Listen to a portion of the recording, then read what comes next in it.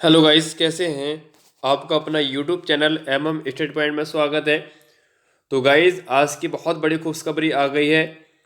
तो देखिए, खुशखबरी इस प्रकार है कि गाइस अभी अभी आपको उत्तर प्रदेश पुलिस की बहुत सारी वैकेंसी देखने के लिए मिली थी।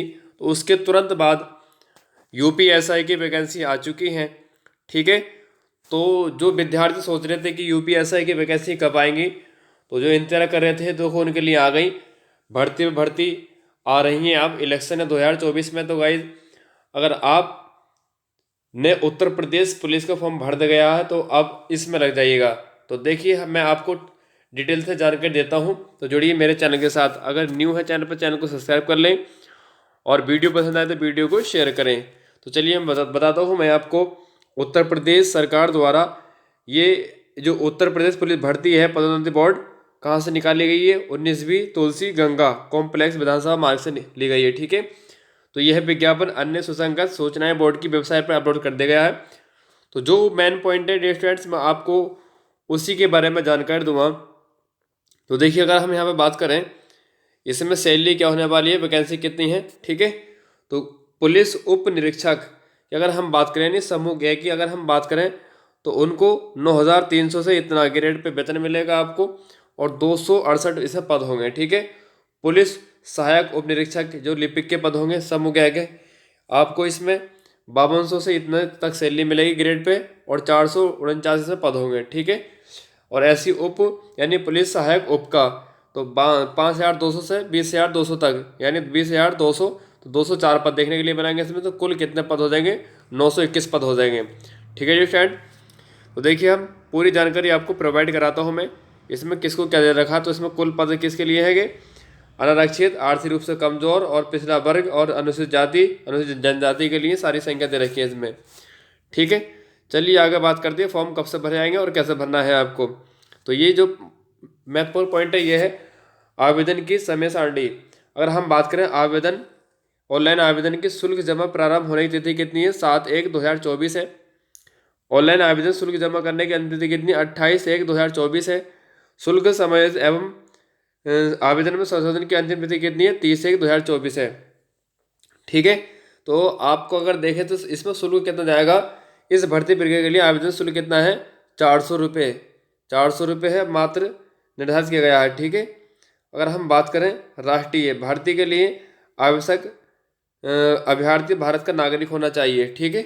तो 400 रुपये आपको ये इसकी फीस सबमिट करनी पड़ेगी आपको। ठीक है फ्रेंड। देखो, बहुत सारे से पॉइंट दे रखे हैं। अगर हम इसको बात करें, तिब्बती शरणार्थी हो जो भारत में स्थायी निवास के अप्रयाय से पहले जनवरी 1962 के पूर्व भारत आया हो। तो सारी ये जानकारी दी गई है इसमें। और आगे हम चलते हैं। देखिए आगे बताता हूँ मैं।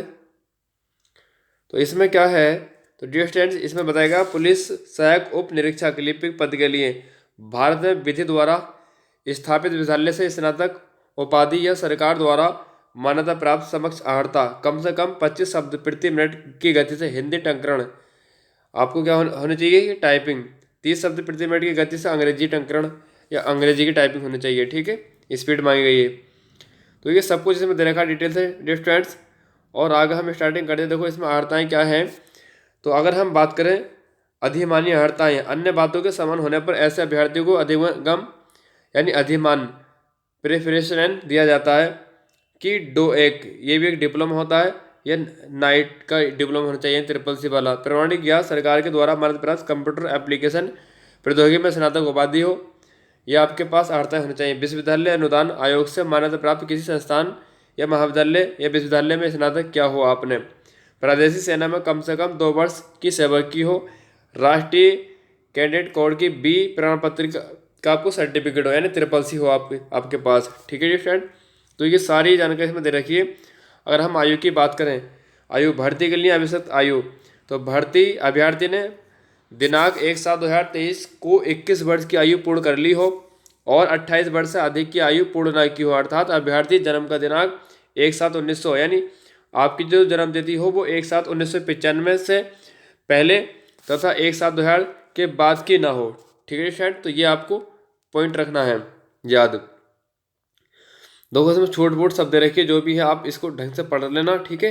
और अगर मैं आगे की जानकारी दूँ तो इसमें क्या क्या है, देखिए इसकी फिटनेस की अगर हम बात करें तो शारीरिक स्वास्थ्यता, किसी अभ्यर्थी को सेवा में किसी पद पर नियुक्ति नहीं किया जाएगा जब तक कि मानसिक और शारीरिक दृष्टि से उसका स्वास्थ्य अच्छा ना हो। ठीक है, तो ये भी पॉइंट बहुत अच्छा है।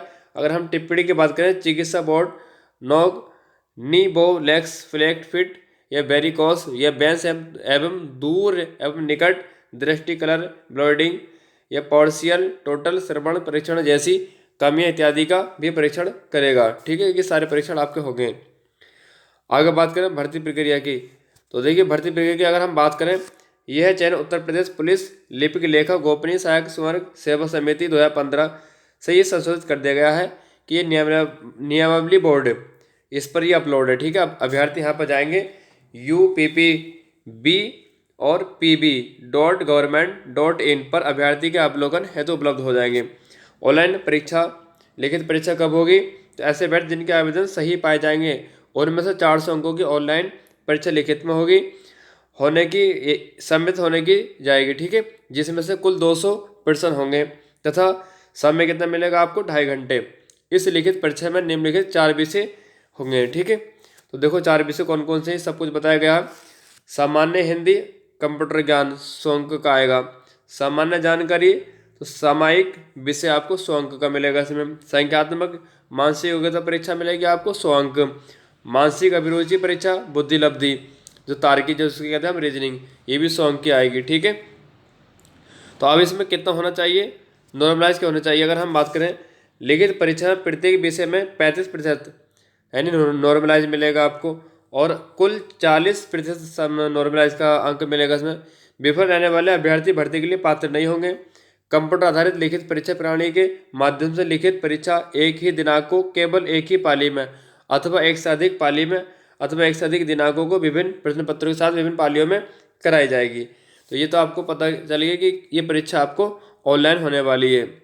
ठीक है जी स्टूडेंट्स, और आगे अगर हम जानकारी दें आपको, देखो आगे बताएं, मेरे पास पूरी PDF है, आराम से आप इसको पढ़ सकते हैं, इसमें क्या क्या दे रखा है। तो देखिए अगर हम बात करें शारीरिक मानक परीक्षण यानी फिजिकल स्टैंडर्ड टेस्ट, तो पुरुष अभ्यर्थियों के लिए न्यूनतम शारीरिक मानक क्या रखे गए इसमें, ऊंचाई सामान्य अन्नपृथ्या वर्ग और अनुसूचित जाति पुरुष अभ्यर्थियों के लिए न्यूनतम ऊंचाई 163 सेंटीमीटर होने चाहिए।